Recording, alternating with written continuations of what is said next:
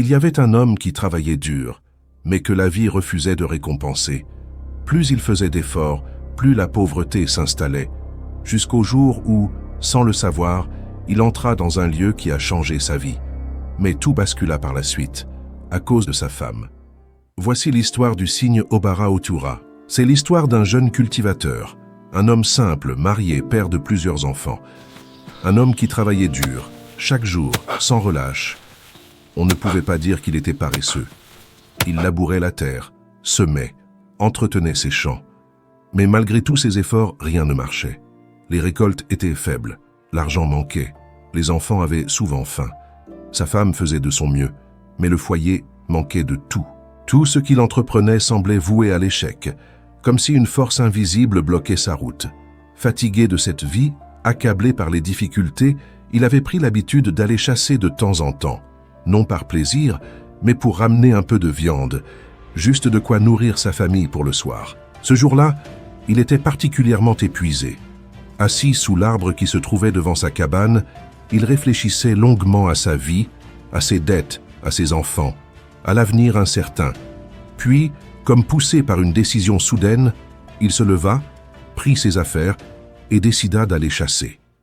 Sur la route, ses pensées étaient tellement envahies par ses problèmes qu'il ne faisait plus attention au chemin. Il marchait, encore et encore, perdu dans ses réflexions. Sans s'en rendre compte, il avait dépassé l'entrée habituelle de la brousse. Il continuait à avancer, s'enfonçant toujours plus profondément dans un endroit qu'il ne connaissait pas. À un moment donné, un mauvais pressentiment l'envahit.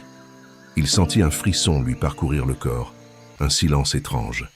C'est alors qu'il réalisa qu'il se trouvait dans un lieu où il n'avait jamais mis les pieds.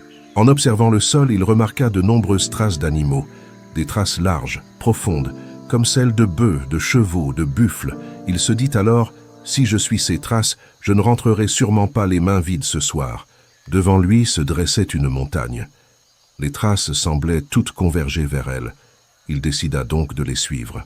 Arrivé près de la montagne, il découvrit une petite rivière. L'eau était d'une clarté incroyable, tellement claire qu'on pouvait voir le fond, les poissons, chaque mouvement sous l'eau. Cela lui parut étrange, encore plus étrange. Aucune bête ne s'en approchait pour boire. Il observa longuement, troublé, puis reprit sa route. Un peu plus loin, toujours sous la montagne, il tomba sur une autre rivière. Mais cette fois, l'eau était sombre, presque noire. Troublé, épaisse, il s'arrêta, stupéfait. Quel genre d'endroit est-ce? Je viens de voir une rivière claire comme du cristal, et maintenant une eau noire et sombre. Il continua malgré tout. Encore plus loin, il découvrit une troisième rivière. Son eau était rouge, rouge comme du sang. Là, la peur le saisit. Son cœur se mit à battre fort. Ses mains tremblaient. Où suis-je tombé? 3 rivières différentes, claires, noires puis rouges. Est-ce que je dois continuer ou rentrer chez moi? C'était la première fois de sa vie qu'il voyait un tel phénomène. Pris de panique, il décida de faire demi-tour. Mais à peine s'était-il retourné qu'il se retrouva nez à nez avec un jeune homme. Un homme de teint clair, très beau, vêtu entièrement de blanc, avec un foulard blanc noué sur la tête. Le chasseur sentit la peur de sa vie. Malgré tout, il rassembla son courage pour avancer. À peine avait-il fait un pas que l'homme en blanc lui parla. « Que viens-tu faire dans un endroit aussi reculé ?» Le chasseur répondit d'une voix hésitante. « En vérité, ce sont les difficultés de la vie qui m'ont conduit ici. »« Les difficultés de la vie ?» demanda l'homme en blanc. « Oui. Et quelles sont ces difficultés ?» Alors le chasseur se mit à raconter sa pauvreté, sa famille, ses efforts sans résultat, sa souffrance. Après l'avoir écouté attentivement, l'homme en blanc dit « Je comprends.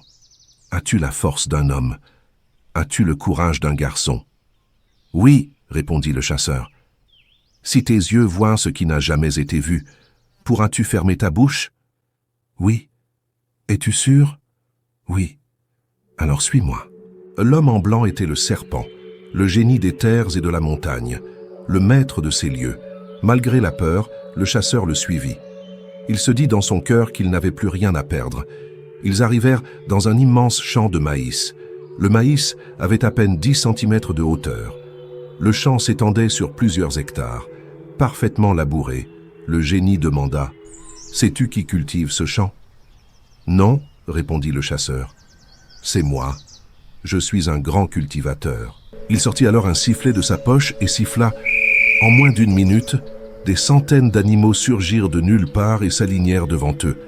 Le chasseur eut peur, mais il resta calme, se rappelant sa promesse de courage. En regardant mieux, il réalisa que ce n'étaient pas de simples animaux, c'étaient des bœufs, mais avec des têtes humaines, des visages qu'il reconnaissait, des personnes qu'il avait déjà croisées. Le génie demanda « Qu'es-tu en train de voir ?»« Des bœufs. »« Qu'es-tu en train de voir ?»« Des bœufs. »« Et maintenant, qu'es-tu en train de voir ?»« Des bœufs. » Le génie sourit. Il renvoya les animaux, puis dit « Tu as eu de la chance. Si tu avais dit autre chose, tu ne serais plus en vie. Ces êtres sont mes serviteurs. Ce sont des hommes comme toi.